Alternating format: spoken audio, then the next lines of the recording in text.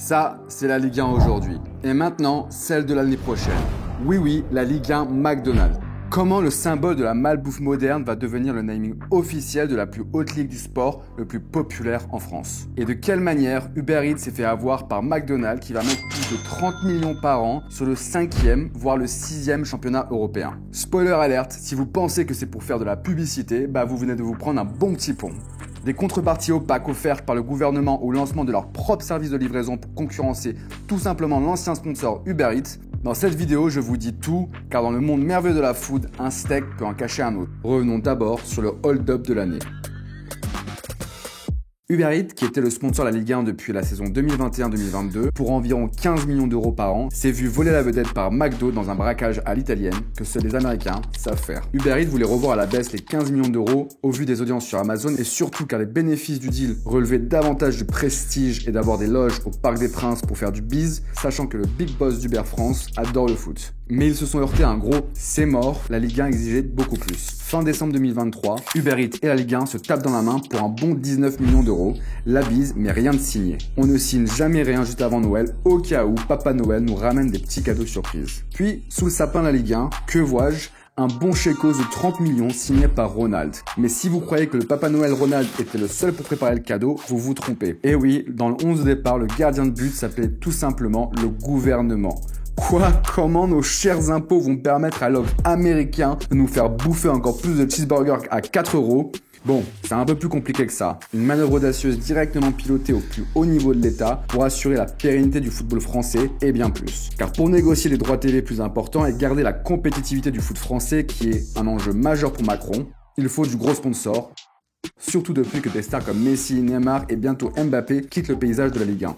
D'ailleurs, pour vous dire à quel point les Américains ne comprennent rien au foot, mais adorent claquer de la maille, le siège d'Uber aux US, s'ils avaient entendu que McDo allait payer aussi cher, ils auraient cassé la tirelire et se seraient sûrement alignés.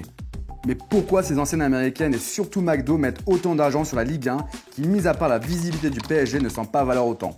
Selon les informations que j'ai pu glaner, le budget de marketing de McDo en France est autour de 80 millions d'euros par an. Pourquoi investir plus de 40% de son budget sur la Ligue 1 qui, ne l'oublions pas, s'appelait la Ligue 1 Conforama il y a quelques années? Alors oui, cela permet de cibler directement les jeunes et les trentenaires comme Bibi par exemple, de continuer à faire évoluer leur image de marque comme entreprise moins fast-food et un peu plus healthy, comme par exemple le changement du logo en vert, certains produits de la carte qui se veulent plus sains. Mais ils viennent de lancer également leur offre de livraison en interne, car jusqu'à maintenant c'était exclusivement via les plateformes de livraison, notamment Uber Eats. Et même si McDo avait réussi à négocier des frais beaucoup plus bas que les restos normaux, 15% pour eux contre 30% pour les restos normaux, McDo n'aime pas du tout être dépendant. Ils aiment être aux commandes comme pour leur business model où ils sont davantage une entreprise immobilière qu'une entreprise de restauration. Ils sont propriétaires des emplacements de leurs franchisés à qui ils louent ensuite. McDo serait d'ailleurs la 5e entreprise immobilière mondiale s'ils étaient considérés comme tels. Il y a également le fait de pouvoir retransmettre les matchs dans les McDo pour faire venir encore plus de monde dans les restaurants ou encore avoir sa loge au Parc des Princes pour les équipes et surtout pour les franchisés. N'oublions pas que McDo est l'un des premiers employeurs de France et le recrutement est très compliqué en ce moment,